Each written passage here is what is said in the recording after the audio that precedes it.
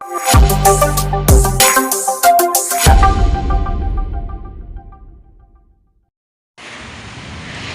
Mass മോട്ടോഴ്സിലാണ്. Hero ഹോണ്ടയുടെ passion plus ആണ് വണ്ടി. നമുക്കതിനകത്ത് വണ്ടി വർക്കിന് കയറ്റിയിട്ടുണ്ട്. അതിനകത്ത് പറഞ്ഞേക്കണ കംപ്ലയിൻറ്റ് പറഞ്ഞാൽ ഒന്ന് ഓയിൽ ചേഞ്ച് പറഞ്ഞിട്ടുണ്ട്, എഞ്ചിൻ ഓയിൽ മാറ്റാം. അതേപോലെ തന്നെ എഞ്ചിൻ വർക്ക് കഴിഞ്ഞ വണ്ടിയാണെന്നാണ് പറഞ്ഞത്. അപ്പോൾ അതിൻ്റെ ഫസ്റ്റിലത്തെ ഓയിൽ ചേഞ്ചും ഓയിൽ ഫിൽട്ടർ ക്ലീനിങ്ങും കൂടിയിട്ടാണ് ചെയ്യാമെന്നാണ്. പിന്നെ ഫ്രണ്ട് മൺകാട് പൊട്ടിപ്പോയിട്ടുണ്ട്, അപ്പോൾ അത് മൺകാട് മാറ്റാനുണ്ട്, ചെയിൻ ടൈറ്റ് ചെയ്യാനുണ്ട്. അതേപോലെ തന്നെ വണ്ടി മിസ്സിങ് കംപ്ലയിൻറ്റ് പറയുന്നുണ്ട്. ഇത്രയും കേസാണ് പറഞ്ഞാണ്. ജോബ് കാർഡിൽ കംപ്ലയിൻ്റ് ആയിട്ട് രജിസ്റ്റർ ചെയ്തതാണ്. അപ്പോൾ നമ്മൾ ആ വണ്ടി വർക്കിന് കയറ്റിയിട്ടുണ്ട്. അപ്പോൾ അതിൻ്റെ എഞ്ചിൻ ഓയിൽ നമ്മൾ മാറ്റാൻ വേണ്ടി അയച്ചിട്ടുണ്ട്, ഓയിൽ ചേഞ്ചും അതേപോലെ തന്നെ ഫിൽട്ടർ ക്ലീനിങ്ങിനായിട്ട് എഞ്ചിൻ്റെ റൈറ്റ് സൈഡ് കവർ നമ്മൾ അയച്ചിട്ടുണ്ട്. അപ്പോൾ അതിനകത്ത് ഇതാണ് എൻ്റെ സ്ക്രീൻ ഫിൽട്ടർ വരാം. സ്ക്രീൻ ഫിൽട്ടർ ഒരു 80-90% ബ്ലോക്കാണ്, ഫുള്ള് ബ്ലോക്കാണ് കേട്ടോ. കാരണം എഞ്ചിൻ വർക്ക് കഴിഞ്ഞ വണ്ടികളിൽ കോമൺ ആയിട്ട് നമ്മളിത് ഫിൽട്ടർ ക്ലീനിങ് നിർബന്ധമായിട്ടും ചെയ്യേണ്ട ഒരു ഭാഗമാണ്.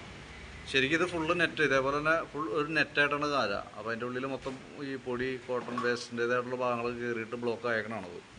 അപ്പോൾ അത് നമുക്ക് ക്ലീൻ ചെയ്തിടാം. അതേപോലെ നമുക്ക് ആ കവർ അഴിക്കുന്ന സമയത്ത് നമുക്ക് ഈ ഗ്യാസ്കറ്റ് മാറ്റിയിടണം. കാരണം പേപ്പർ ഗ്യാസ്കറ്റാണ് നമ്മൾ പ്രാവശ്യം അഴിച്ചാൽ മതി, അത് പൊട്ടും, ലീക്ക് വരും കേട്ടോ. അപ്പോൾ അത് കാരണം അത് മാറ്റാൻ വേണ്ടി അയച്ചിട്ടുണ്ട്. പിന്നെ അത് കൂടാതെ നമുക്ക് അതിൻ്റെ ഈ ക്ലച്ച് കവറുണ്ടല്ലോ, ഈ ക്ലച്ച് കവറിൻ്റെ ഈ ഭാഗത്ത് ശ്രദ്ധിക്കുമ്പോൾ ഈ അടിഭാഗത്തായിട്ട് ചെറിയൊരു നനവ് ഉണ്ടാവും, ഓയിൽ ലീക്ക് പോലെ. അത് നമ്മൾ ചെക്ക് ചെയ്യുന്ന സമയത്തുണ്ടല്ലോ, ഈ ക്ലച്ച് കവറിൻ്റെ ഉള്ളിൽ അത് പൊട്ടിയിട്ട് പശയിട്ട് വെച്ചാണ് കേട്ടോ. അതായത് ഈ കാണുന്നത് പശയാണ്, ഇതിൻ്റെ ഉള്ളിൽ ഇവിടെ പൊട്ടിയിട്ട് പശയിട്ടിട്ട് വെച്ചേനാണ്. അപ്പോൾ അതുകൊണ്ട് തന്നെ നമ്മളിപ്പോൾ അഴിച്ച് റീസെറ്റ് ചെയ്താലും ആ പശ കവർ പൊട്ടിയേക്കണം, ഈ അലുമിനിയം കവർ പൊട്ടിയേക്കണതാണ്. അതിൻ്റെ ഗ്യാപ്പിൽ കൂടെ ലീക്ക് വന്നിട്ട് ഇവിടെ പശയിട്ട് നിർത്തിയാണ്. ഇതുണ്ട്, ഈ കാണുന്നതൊക്കെ പശയാണ് ഈ കാണുന്നത് കേട്ടോ. അപ്പോൾ അതുകൊണ്ട് തന്നെ നമുക്ക് അഴിച്ച് റീസെറ്റ് ചെയ്താൽ ഒരു പക്ഷേ ആ ഭാഗത്തുനിന്ന് ഓയിൽ ലീക്ക് വന്നേക്കും കേട്ടോ. അത് നമ്മൾ അഴിക്കണതിൻ്റെ മിസ്റ്റേക്കല്ല, അത് അറിഞ്ഞു വയ്ക്കുക. കാരണം കൃത്യമായിട്ട് ആ പശ ഇട്ടേണ ഭാഗത്ത് എന്തെങ്കിലും പ്രോബ്ലം ഉണ്ടെങ്കിൽ ആ സൈഡിൽ കൂടെ ലീക്ക് വരും. ഓൾറെഡി ഇവിടെ ലീക്ക് ഉണ്ട് ചെറുതായിട്ട്, ഈ ഭാഗത്ത് ലീക്ക് ഉണ്ട് കേട്ടോ. അപ്പോൾ നമ്മൾ അഴിച്ചിട്ട് അഴിച്ചത് കൊണ്ട് ആ സൈഡ് ലീക്ക് വന്നു എന്ന് പറയരുത്. കാരണം ഓൾറെഡി ക്ലച്ച് കവർ കംപ്ലൈൻ്റ് ആണ്, പൊട്ടിയേക്കാണ്. നമുക്കിപ്പോൾ നിലവിൽ നമ്മളതിൻ്റെ ഫിൽട്ടർ മാറ്റി കയറ്റുന്നുണ്ട്, ക്ലച്ച് കവർ ഗ്യാസ്കറ്റ് മാറ്റുന്നുണ്ട്, എഞ്ചിൻ ഓയിൽ മാറ്റുന്നുണ്ട്. ഓയിൽ മാറ്റുമ്പോൾ നമുക്ക് അതിൻ്റെ ഓയിൽ ബോൾട്ടിൻ്റെ വാഷും ഓറിങ്ങൊക്കെ കൂടി മാറ്റിയിട്ട് വേണം നമുക്ക് റീസെറ്റ് ചെയ്യേണ്ടത്, ആ ഭാഗത്ത് ലീക്ക് ഇല്ലാതിരിക്കാനായിട്ട് കേട്ടോ. പിന്നെ അതേപോലെ തന്നെ ഫ്രണ്ട് മൺകാട് പൊട്ടിപ്പോയിട്ടുണ്ട്, അപ്പോൾ അത് നമുക്ക് മാറ്റാൻ വേണ്ടി അയച്ചിട്ടുണ്ട്. നിലവിൽ ബ്രാക്കറ്റൊന്നും ഒറിജിനലൊന്നും അല്ല, ഇതൊക്കെ ഡ്യൂപ്ലിക്കേറ്റ് ബ്രാക്കറ്റ് നമുക്ക് കിടക്കണേ. മാക്സിമം നമുക്കത് സെറ്റ് ചെയ്യാൻ തരും കേട്ടോ.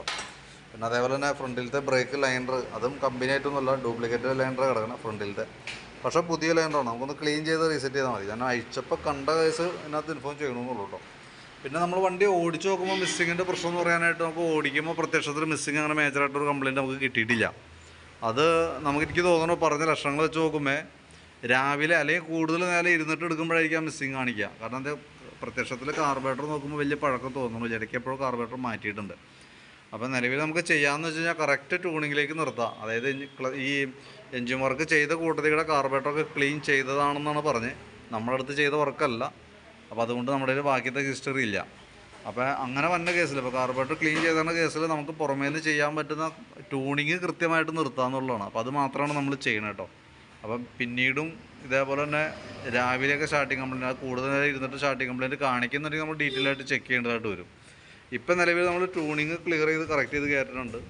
ഫ്രണ്ട് മൺകാട് മാറ്റി ഫ്രണ്ട് വീൽ അഴിച്ചൊന്ന് ക്ലീൻ ചെയ്ത് റീസെറ്റ് ചെയ്യണം. അപ്പോൾ മൺകാട് മാറ്റാൻ വേണ്ടിയിട്ടാണ് വീൽ അഴിച്ചാണ്, ആ കൂട്ടത്തിൽ നമ്മളത് ക്ലീൻ ചെയ്ത് കയറ്റുന്നുണ്ട്. പിന്നെയുള്ളത് ആ ക്ലച്ചിനകത്ത് തന്നെ ഓയിൽ ഫിൽട്ടർ ക്ലീൻ ചെയ്ത് ഓയിൽ മാറ്റി ഗ്യാസ്കറ്റൊക്കെ മാറ്റി റീസെറ്റ് ചെയ്യണം. പിന്നെ ചെയിനും ബ്രേക്കൊക്കെ ഒന്ന് ടൈറ്റ് ചെയ്യുക, അതൊക്കെയാണ് മെയിനായിട്ട് പറഞ്ഞേക്കണം കേട്ടോ. അപ്പോൾ ഞാൻ അതിൻ്റെ ഏകദേശം ഒരു എസ്റ്റിമേറ്റ് നോക്കിയിട്ട് അതിൻ്റെ ഡീറ്റെയിൽസ് വാട്സാപ്പിലേക്ക് സെൻഡ് ചെയ്തിട്ടേക്കാം കേട്ടോ. വർക്ക് എന്തായാലും നമുക്കൊരു 3-4 മണിക്കുള്ളിലാണ് തീരുള്ളൂ. വർക്ക് കംപ്ലീറ്റ് ആയിക്കുമ്പോൾ വിളിച്ചോളാം. ഓക്കെ.